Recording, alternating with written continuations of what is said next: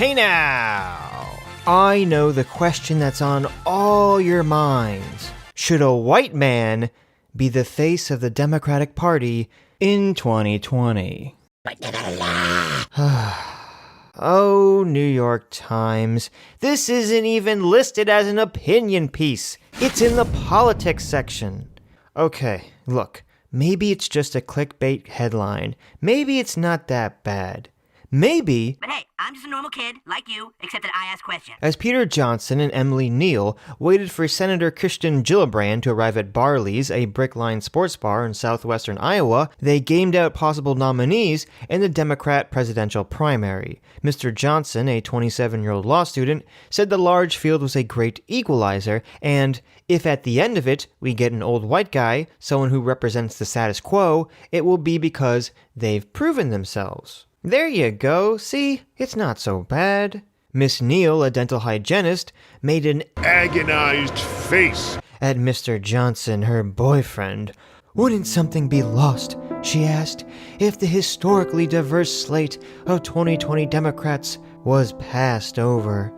Yes, just like the sons of the Hebrew slaves in Egypt that were passed over by death, so too shall the non-white male candidates of the Democratic primary be passed over by the electorate. And on this day, we shall commemorate this occurrence with a new holiday. Not Passover, but wokeover. It was Passover when this article was written. That's why I did that. Personally, I'd love to see a woman, Miss Neal, also 27, said at the event on Thursday. If people are being catty and holding gender or race against a candidate, it would break my heart. Yes, if people are being catty, holding the gender and race of the candidates against them, as you literally did in the previous paragraph. That would be such a shame! The authors of this article had to have done that on purpose, right? There's no way they didn't notice that, right? As former Vice President Joseph R. Biden Jr. prepares to enter the 2020 race this coming week, Democrats have seen the strong diversity in their field, with candidates like Senator Elizabeth Warren and Kamala Harris reflecting the multiracial and largely female base of the party. Wait. Okay.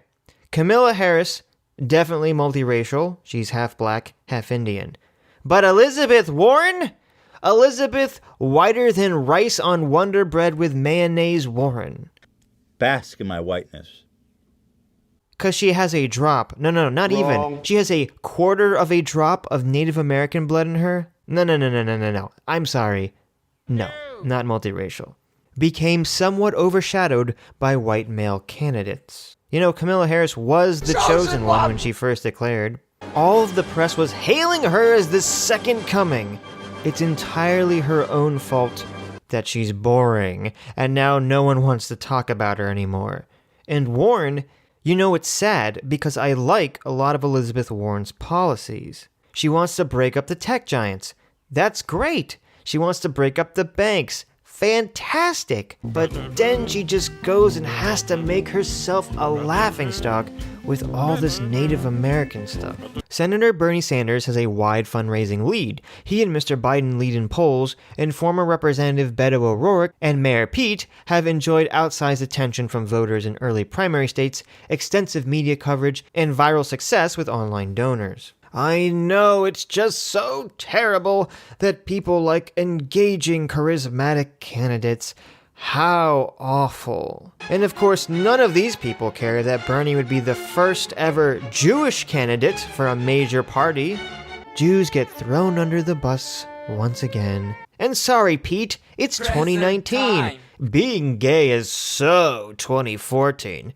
I mean, maybe if you were trans, then we'd care. Interviews with several dozen Democratic voters around the country show how the party, which enjoyed victories in 2018 that were powered by female and non-white candidates, is now grappling with two complicated questions about race, gender, and politics in the Trump era. Yes, several dozens. So what? They interviewed like 24 to 36 people, and that's an important sample size, okay? This is definitely worthy of a front page article on the New York Times. You know, it really makes you think. We just talked about that article a few days ago where David Brock, where all these other shady, behind-the-scenes establishment left types were talking about how they just had to get rid of Bernie and destroy him. And then suddenly, What a twist! we see all these articles popping up one after the other talking about how we just definitely can't have a white male be the face of the Democrat Party in 2020.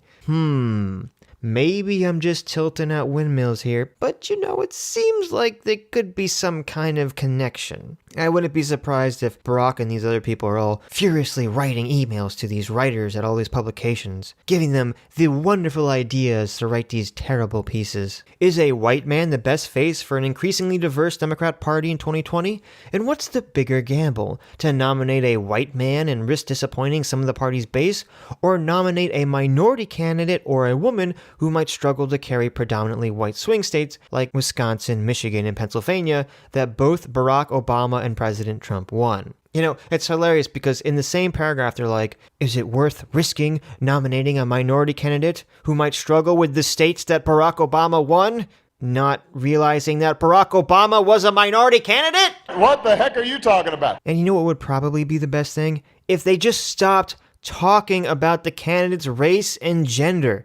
The media is making people think this is a big deal. It's a self-fulfilling prophecy. Pam Van Arsdale, 64, of Bedford, New Hampshire, said she would like to see a minority or female candidate catch fire, and worries that nominating a white man could cause some liberals to skip voting in November of 2020.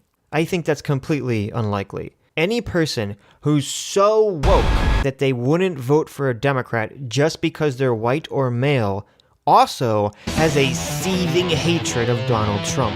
And I'm pretty sure their hatred of Trump would override their racism and sexism. I consider myself a centrist, middle-of-the-road Democrat, and the progressive side worries me.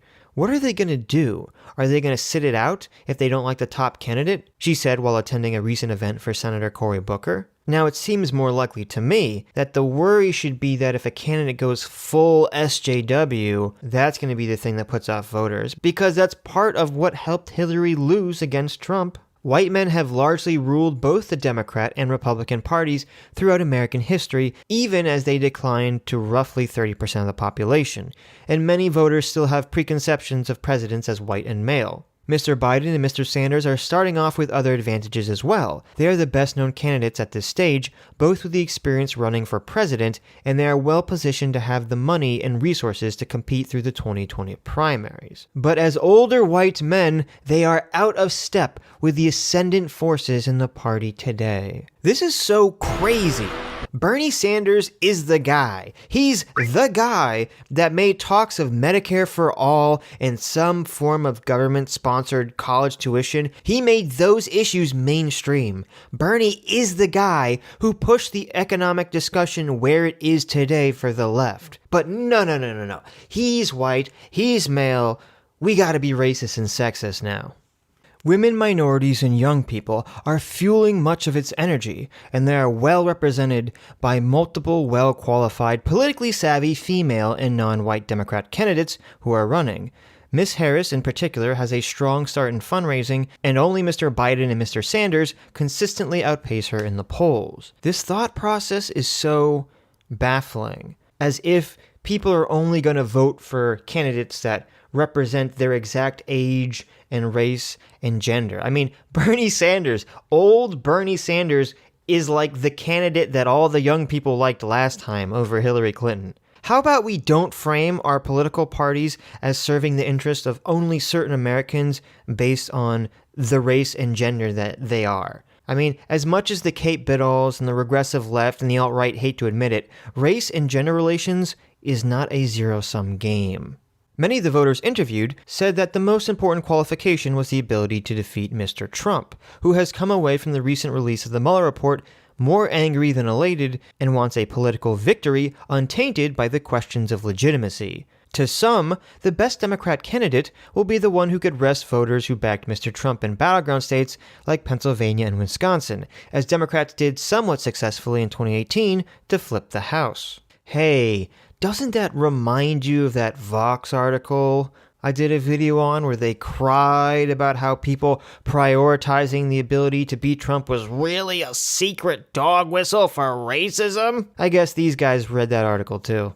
Jason Pinkowski, 35, who lives in the Milwaukee suburbs, crossed off several Democrats, Mr. Biden and Mr. Sanders because they are too old, and Mr. O'Rourke because he is too young, to arrive at Mr. Booker and Miss Harris as his current favorites. What is this guy, frickin' Goldilocks over here? Somebody touch my non-white male candidates. Also, he's completely full of it. Cory Booker is only 3 years older than Beto. The presumption that Democrats will turn out in force to beat Mr. Trump, no matter who the nominee is, has hurt the party before. Hillary Clinton, her campaign strategy, the news media, and the FBI have all been blamed for her loss. For whatever the reason, she lost votes in Michigan and Wisconsin in 2016, compared with Mr. Obama in 2012, including a notable fall-off among black voters. She lost because, I'll say it now, as I said it 100 times before, ever since the housing crash, establishment candidates have lost every single presidential election. Because people think the system is broken and corrupt. And it is, so they want someone that can kick the table over. Mr. Trump, in turn, energized the Republican base, which appears to remain loyal to him for the most part, and also won over some Midwest voters who once backed Mr. Obama. And because he took a left-wing position and said that he was going to penalize the corporations that sent jobs overseas and those trying to scam the country by hiding their money in other countries. How about the Democrats go back to talking about that stuff again? David Pepper, chairman of the Ohio Democrat Party, said the key to threading the electoral needle in 2020 was a diverse presidential ticket, able to stop the hemorrhaging of white rural voters and to excite minority voters. He pointed to Senator Sherrod Brown's success in Ohio in appealing to both electorates in his 2018 re-election in a state that otherwise voted for Republicans in statewide campaign. Again, this is why I hate the regressive left and the social justice crowd so much. People in America were finally starting to get over caring so much about race and gender, and they've literally brought us back 20 years of progress. Now everyone's so worried about they have to vote for a candidate who is literally their gender or their race, as opposed to, whatever their policies are. Others see the focus on electability as too limited, and even as an underhanded way to discount black and female candidates. Oh, okay, so they definitely read that terrible article too. For this group, which includes voters and several political observers who focus on race and gender, there's a particular annoyance around code words they feel unduly penalize candidates, questions about which contender is electable and who can bring the country together distract from areas where female and minority candidates may lead the pack, including policy proposals and who best energizes typical non-voters. You know who has the most policy proposals out of everyone and can energize typical non-voters? Andrew Yang.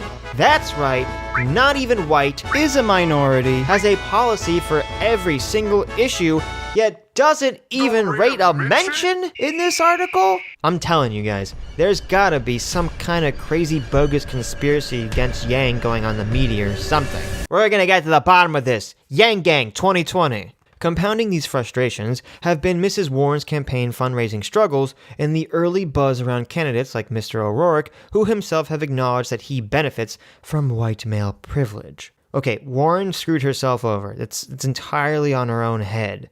Though again, I had to say that Beto's appeal is completely lost on me. Whenever I see him, he comes off as the standard, stereotypical, empty politician. I don't get all the buzz about him either. No, nothing. It's all cloudy. In conversations across eastern Iowa, Democrat voters acknowledge the feeling of whiplash after a midterm campaign defined largely by the success of women and people of color. Many of those interviewed seemed almost resigned to having a white male nominee, reserving their angst for what they view as a greater priority than diversity atop the Democrat ticket, defeating Mr. Trump. It's important to appeal to Republicans. I don't know if a minority candidate can do that, Catherine Rohert, who will turn 18 in June, said moments after watching Mr. O'Rourke's campaign in Waterloo, Iowa. It hurts me to say, because I'm a black woman, I would love to see a woman candidate. Obama won twice. I don't know where this attitude is coming from. Oh wait, no, I do know where it's coming from. It's coming from the media and all the articles it keeps pumping out just like this. That's where this is coming from. I'm sorry, Catherine. The fake news is starting to mess with your brain. In several instances during Ms. Warren's Southern tour, men who attended an event with the Massachusetts senator dismissed supporting her candidacy using sexist terminology. Trump will run over a woman, Carl West, 64, said as he walked to see Ms. Warren at the historic Edmund Pettus Bridge in Selma, Alabama. He'll just run a woman into the ground. They found one guy. They found the one guy who forgot that it was Hillary that beat Trump in the first debate. And she only foolishly backed off in the second and third debate because Tim Kaine got all this flack for being too hard on Pence during the VP debates. Talk about a terrible campaign decision. Tim Kaine, he brought absolutely nothing to the ticket. You know how I know that? Because that's not even a picture of Tim Kaine! Because you don't even remember what he looks like! Nobody does! For Hannah Reed, 22, who is a graduating senior at the University of Tampa and heard Mayor Pete at an event recently, her decision-making on a Democratic candidate will go beyond identity. I am a woman of color, but that's not all that I am, said Ms. Reed, who is black, referring to Mayor Pete. She said, he's in the LGBT community, which is something we've never seen before. It's got to be about more than just who you are. It's got to be about what you think and what you say and what your ideas are. Thank you, Hannah. You are a delightful breath of fresh air in these troubled times.